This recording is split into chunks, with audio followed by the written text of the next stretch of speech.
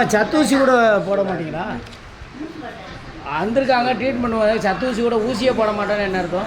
ஊசி ஆஸ்பத்திரி தான் அங்கே போயிடுச்சு. அங்கே போயிடுச்சுன்னா ஒரு அடிப்படையில் ஒரு சத்தூசி கூட போடக்கூடாது. 4 மணி வரைக்கும் திறந்துருக்கும். சின்ன சின்ன ட்ரீட்மெண்ட் பார்க்குறாங்க தானே பதில் கொடுக்குறாங்க. அப்போ ஒரு சத்தூசி கூட போட மாட்டேன்னு என்ன அர்த்தம்? மாத்திரை கொடுத்துருக்காங்க. அங்கேருந்து அவங்க அங்கே அலைய முடியுமா? அங்கேருந்து பஸ்ஸுக்கு வந்தவங்க அங்கே ஒரு சத்தூசிக்காண்டி அலைய முடியுமா?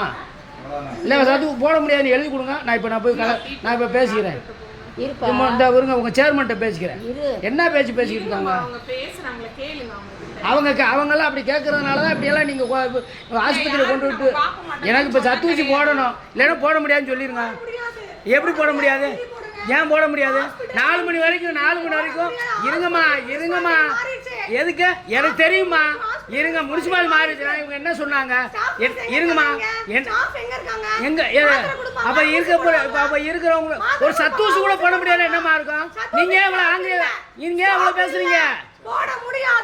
அது எப்படி? எதுக்கு எழுதி கொடுங்க. இந்த டோக்கன் கொடுங்க. நீ எழுதி கொடுங்க. டெம்பரவரியான எதுக்கு? சும்மா காவ காக்கிறதுக்கா? காவ காக்கிறதுக்கா இங்க இருக்கீங்க? டோக்கன் போட்டு தான் இப்போ போயிருக்காங்க மேடம். இப்போ டோக்கன் போட்டு இங்கே வந்து ட்ரீட்மெண்ட் ஊசி போட மாட்டேங்கிறது வந்திருக்கு. இப்போ இதுக்குன்னு அங்கே நலைய முடியுமா? நீங்க எழுதி கொடுங்க. இப்போ எழுதி கொடுங்க. நான் இப்போ கலெக்டர் நான் பேசுறேன். எனக்கு நீங்க எழுதி கொடுங்க. ஏங்க இப்போ நீங்க எழுதி நீங்க எழுதி கொடுங்க.